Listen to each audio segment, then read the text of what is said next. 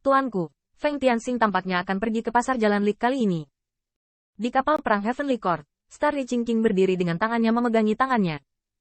Kemanapun dia lewat, bintang-bintang tampak redup, dan dia tidak berani memancarkan cahaya yang lebih menyilaukan. Sentuhan kejutan melintas di alam semesta yang menusuk bintang dari King of Star Reaching, tapi kemudian dia kembali normal. The King of Star Reaching tidak berbicara, tetapi bawahannya sudah tahu apa yang harus dilakukan. Terkadang, tidak membicarakan di atas adalah sebuah sikap, dan mereka secara alami harus tahu bagaimana berspekulasi dan berbagi kekhawatiran mereka untuk yang mulia. Qin Yichen juga memperhatikan bahwa aura beberapa pembangkit tenaga listrik dalam perjalanan ini sangat tirani.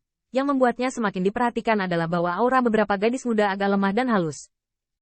Keberadaan ini, sebaliknya, menarik perhatian Qin Yichen, karena pasar jalan Lik tidak dapat diprediksi dan harta karun di dalamnya tidak ada habisnya. Jadi tidak mungkin semua ras mengirim yang lemah. Sebaliknya, penyembunyian aura arogan itu membuat Qin Yichen agak sulit dideteksi. Ini adalah musuhnya. Ledakan. Arai bintang di Tiangwan dibuka satu persatu, dan satu demi satu kapal perang terbang melewatinya, perlahan memasuki sepotong ruang dan waktu.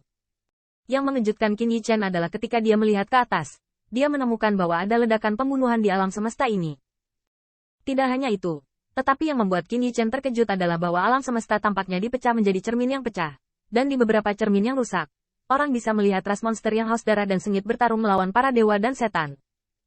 Dewa dan iblis itu juga kuno dalam aura. Agung, dan langit rusak dan bumi retak. Klan monster berteriak untuk membunuh dan mengguncang langit. Dan bahkan metode aneh dari klan penyihir menarik guntur langit dan api bumi, banjir karma, dan hujan pedang dari langit. Bahkan ada sosok yang melindungi langit dan matahari. Bahkan dewa dan iblis setinggi 10.000 kaki terlihat seperti semut di depan mereka. Ketika mereka menginjak mereka, Qin Yichen benar-benar merasa bahwa perahu ilahi di bawah kakinya terangkat. Dao Wei yang luas dan menakutkan itu tampaknya telah menyapu dari periode prasejarah. Tepatnya, tampaknya memberitahu langit dan alam bahwa usia mereka belum berakhir. Mereka harus melahap semua yang ada dan mereproduksi darah Dao. Sebagai sungai, kekuatan yang tak terhitung jumlahnya seperti sebuah kelompok bintang, tapi masa lalu telah jatuh satu demi satu. Qin Yichen tercengang. Ini bukan fantasi, sepertinya terjadi dalam kenyataan. Ini juga yang membuat Qin Yichen luar biasa. Para Lik, dewa dan iblis yang bertarung dalam pertempuran sepertinya berada di cermin yang pecah. Selama dia terbang ke sana, dia bisa kembali ke era prasejarah yang kacau balau. Tapi tahukah Anda, sudah berapa lama sejak Perang Lik?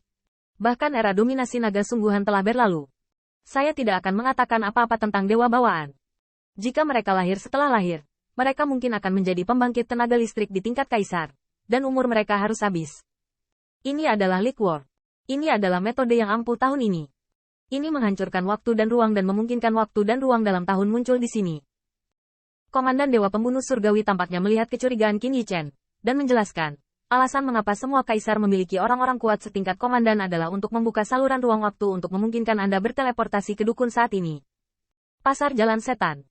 Kata Ruins of Taosu berarti reruntuhan, dan hanya satu era telah berlalu, dan Taosu of the League dapat dianggap relatif aman. Jika tidak, jika Anda terlibat dalam turbulensi ruang dan waktu, maka kekuatan dewa dan iblis yang menakutkan itu, yaitu, Komandan Dewa Pembunuh Dewa, harus bergerak dengan berbahaya. Jadi itu. Ketika Qin Yichen mengangguk, dia merindukannya. Meskipun pertempuran itu sangat tragis, dia tidak dapat memprovokasi kekuatan besar tahun ini. Tetapi jika dia kembali ke era primordial, dia mungkin dapat melihat leluhurnya. Namun, ini tidak realistis. Bagaimanapun, tidak semua orang ingin terjebak dalam turbulensi. Bahkan di jalan ini, semua kaisar berjalan di atas es tipis. Untungnya, semua suku mampu duduk di kota, dan kapal dewa dapat berlayar melalui bagian ini. Sisa-sisa zaman kuno. Tiba. Dewa Pembunuh Surgawi Suai berbicara dengan ringan.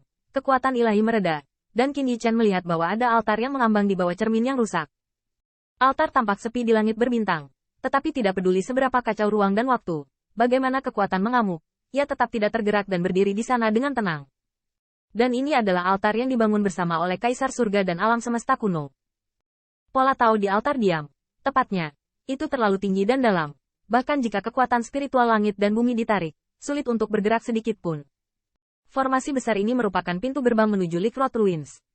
Padahal prinsipnya sangat sederhana, yaitu semua pihak dapat mengambil tindakan untuk memaksa ruang dan waktu, sehingga semua ras yang kuat dapat masuk dari ruang dan waktu yang relatif aman. Dunia film. Tetapi mudah untuk mengatakannya, tetapi Perang Lik terlalu agresif.